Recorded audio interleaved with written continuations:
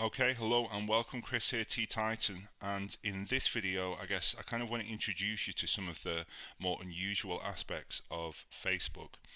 So with a lot of places where you can buy traffic online, you normally pay per click, or you might pay per impression. So basically when someone sees your ad, that's an impression, and that's how you'll basically pay.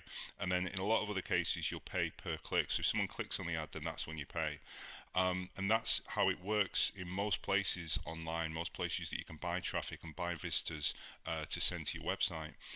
With Facebook, it's kind of a little nuts because there's like 10 ways that you can bid on Facebook. So, you can bid on, you can pay per impression, you can pay per click, you can pay per engagement, you can pay per conversion, you can pay per install, you can pay in all these different ways.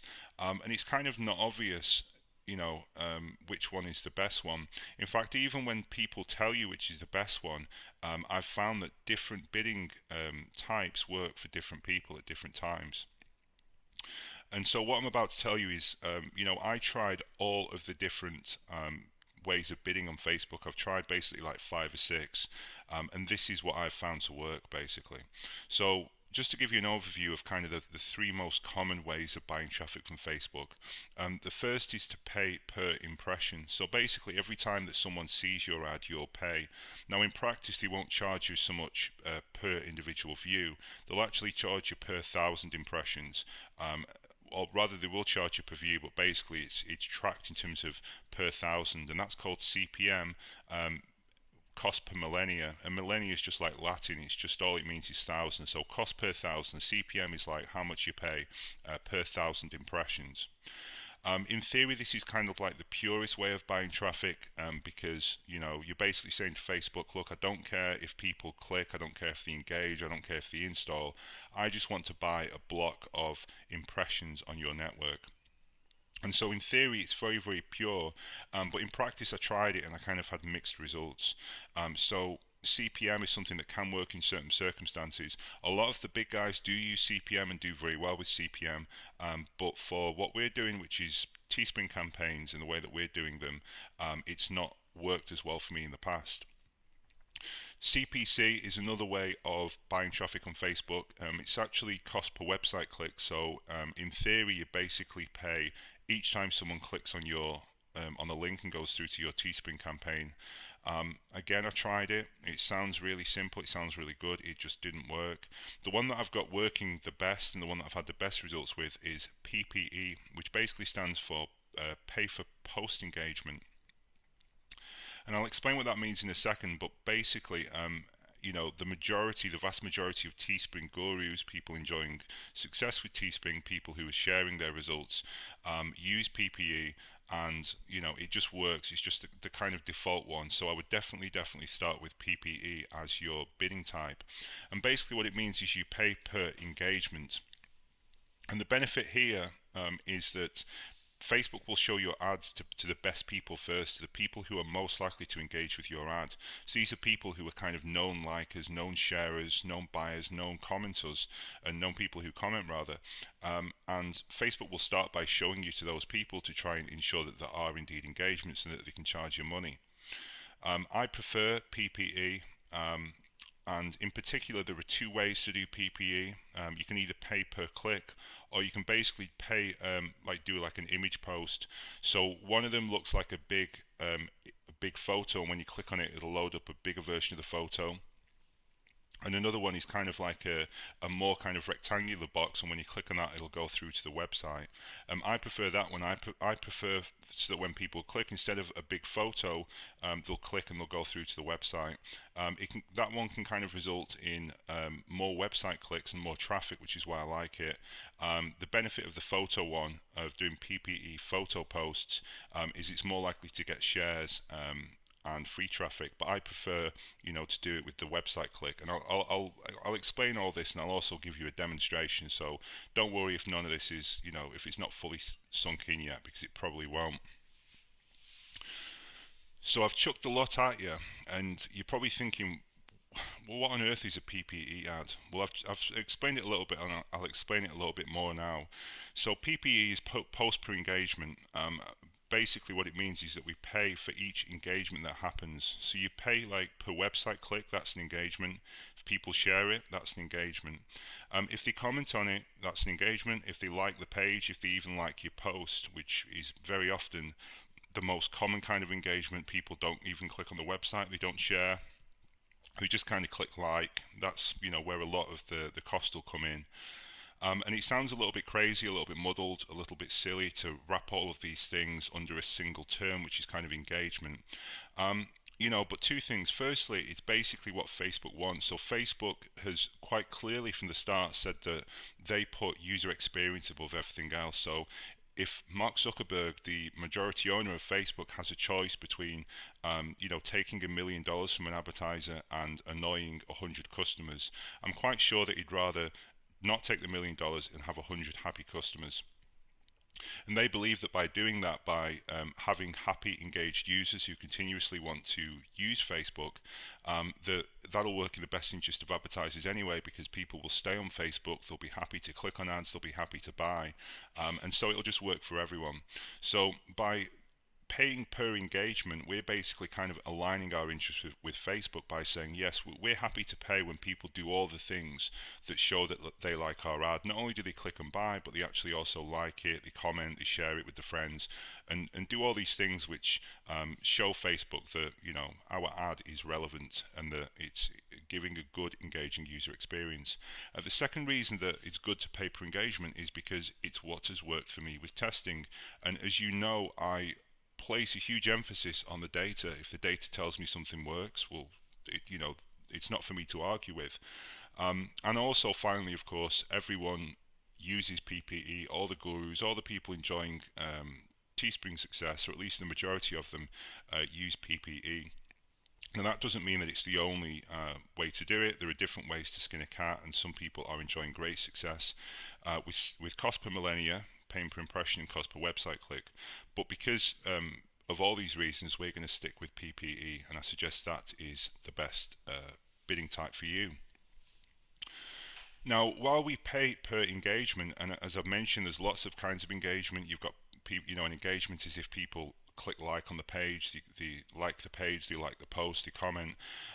Really, the main thing we're going to look at, of course, is cost per conversion. So we're going to be keeping our eye very much on money in versus money out, and seeing, we spent $5.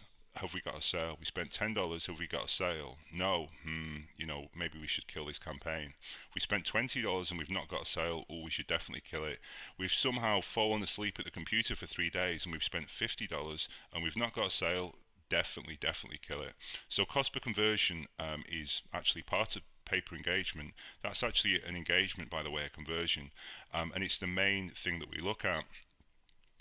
But we also are very interested in what the cost of each website click and the cost of each share is. So if we're paying like 50 cents for each website click, and we're making $10 per t-shirt, well, if you do the maths, that means that 1 in 20 people can buy, and we're at break even, which is pretty good. So we only need to convert 5% of people, which is, that should be doable with a good design and a targeted audience. If on the other hand our cost per website click is like $4, well, again, if we do the maths, then that means that each click is costing us $4. We only make $10 for each sale, so we have to convert like pretty much 1 in 2 people, which is like insane, in order to be at break even. Now, that being said, there are 2 ways we can get traffic from Facebook. One is by people who we put our ad in front of them, and they basically click on the ad. The second way is by paying for shares. So basically, another type of engagement is people share it. So they like the ad and they share it and all the friends see it. And so that's the second way we can get traffic. And so we're also interested to know what our cost per share is, because if we're getting a lot of very cheap shares, well, we're going to get a lot of free traffic basically. So even if our conversion rate isn't great, even if our conversion rate's only like 3%, if we have a very cheap cost per share of say 50 cents, then it means that we're going to be getting a lot of free traffic, and it's going to make it easier for us to kind of convert. A cost per share is also a good number because, unlike like, where anyone can just click like, there's actually quite a high threshold for people to want to share something to all the Facebook friends.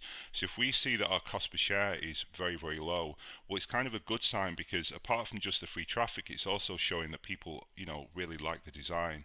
And very generally, if there's a lot of shares, there are probably going to be a lot of sales as well. So, cost per conversion is by far the most important part of paper engagement. It's the main thing: money in, money out. It determines everything else. But we also want to pay close attention to cost per website click and cost per share. Other forms of engagement are important, but basically what I'm getting at is, even though we're giving Facebook what it wants and we're paying per engagement, in practice there are three key metrics that we focus on, one of which is money in, money out, i.e. cost per conversion, which is by far the main one.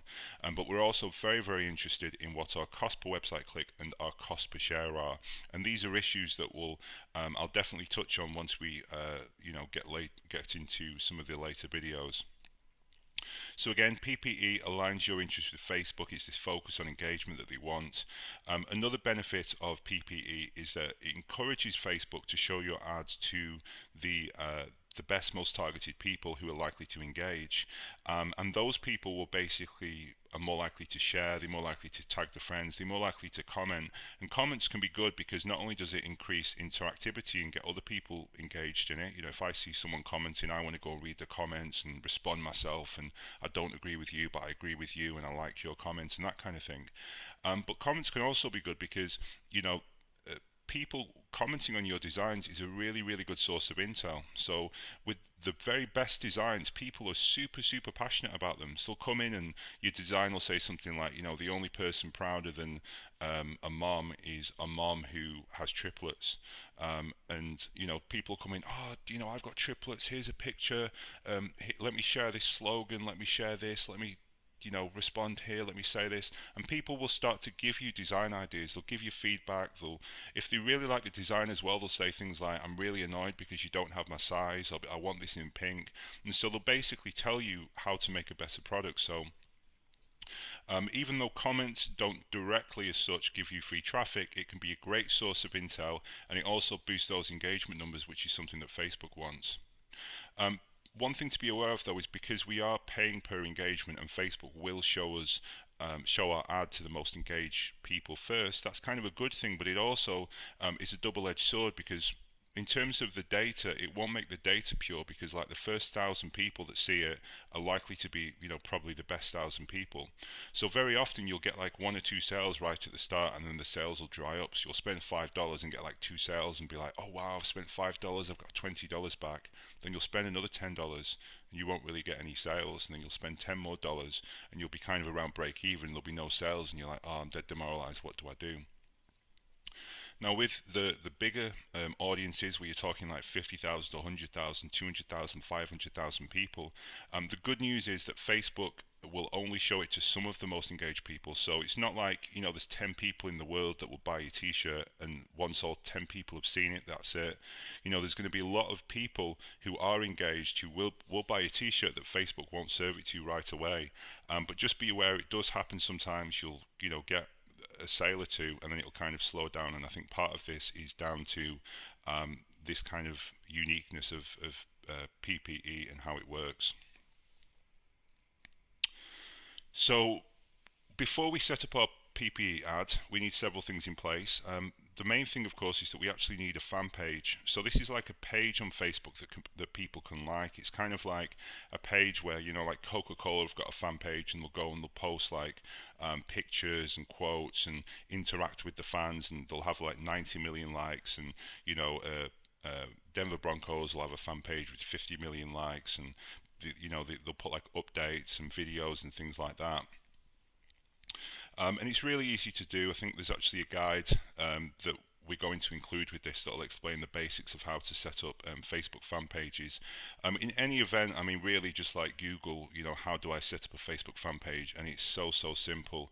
And not only that, but it's not actually that important. So it's kind of almost like an idiosyncrasy. Just like PPE is kind of a weird thing to be talking about and to have to explain, instead of me just saying, buy traffic and it doesn't matter how you buy it. Fan pages are kind of the same, where it's like we don't we're not, if we're completely honest, we're not necessarily that bothered about building a fan page or setting one up. But it's just kind of an idiosyncrasy of something that we have to do. So it's dead easy, it's dead simple, it's free, it'll only take you 2 seconds. The other thing about fan pages is, while there's not a huge amount of value with a fan page, at least not now, and with some of the ways that Facebook's approaching things. 'Cause I don't want to go into too much detail here, but basically, with a fan page, basically people can like your page, and in theory, if people like your page, then anything you post in the future will appear in front of them. So in theory, it's kind of like building a free list, like free distribution on Facebook. That I've got 1 million likes, so whenever I do a post now, it'll show in front of 1 million people. In practice, though, what's happened recently is that Facebook has started to devalue that reach. So even if you've got 1 million likes, you might only have, like, say, 10,000 or 20,000 or even like 1,000 people in some extreme cases who will actually see that post. And obviously, 1 million likes is a huge, huge number. That being said, though, even when you do run Facebook ads to that list, if you build up like a fan page of, say, 2,000 people, it will you're probably still going to have to pay to get in front of that 2,000 people, even though they've already liked your page, but you'll have to pay less. So a fan page initially is not really important. We just kind of quickly chuck something up, but down the line, as we start to build presence in a niche, and as we start to, care more and more about how much leverage we have in a niche and how easy and cheap it is to get traffic, it does become important later on. Anyway, in terms of actually setting one up, it's quite simple. Firstly, we need to choose a name. Keep it simple. I like firefighters, love firefighters, firefighter moms, love being a firefighter mom. I love mechanics. Mechanics are us. I mean, don't try and get too clever here. Some people as well will have like a single fan page where they post everything up. So instead of having a specific fan page for firefighters and one for mechanics and one for dog trainers and one for each niche that you enter, they'll just have one fan page which is called like t-shirts or us, or like the t-shirt store or the clothing store or something like that. And that's a very, very easy, very simple way to do it. What I've found though is that I kind of take kind of two approaches. One is for the campaigns that I'm not really too bothered about, or the niches that I don't think this is going to do well, but I'll give it a go. For those ones, I'll generally post on like a generic fan page, just so I don't have to go to the trouble of creating a fan page for that particular niche.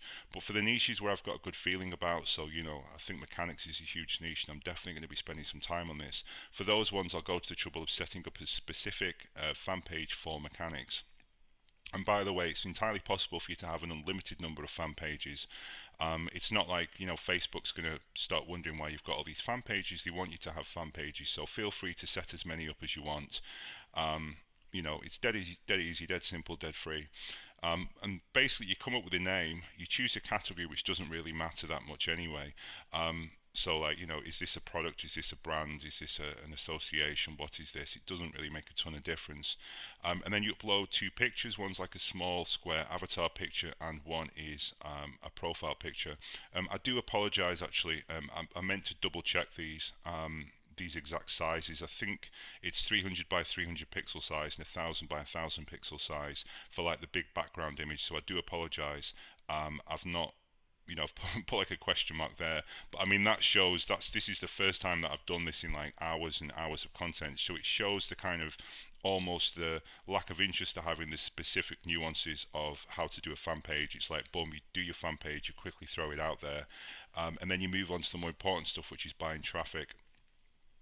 So hopefully this question mark is a broader indicator of how quickly you should be creating fan pages and how little thought you should be putting into it. Now, of course, if we start to see a niche become successful, if we start to see good results, if we start to see that people are engaged and we're onto something here, then at that point we go back, we look at our fan pages, we start to do posts, and we start to really try and invest time and start to really try and understand our audience and do all these long-term things. But initially, I think it's best to focus on some of the other more important issues maybe with Facebook ads, and look at the Facebook, look at the fan page step as just a kind of idiosyncrasy, just a minor loophole that we have to jump through in order to play within Facebook's ecosystem and actually start buying traffic. So at this point, hopefully you understand what a PPE ad is, you understand why it's the best bidding type and why that's the one we're going to run with. You've got your fan page set up, either a general t-shirt one, or if you've got a good feeling about the niche, a specific one for our niche. And then basically that's it. You know, we move on, we start to throw out our campaigns, and we start to create Facebook ads and buy traffic. So that's what I'm going to look at in the next video. So thanks for watching, and I'll speak to you soon.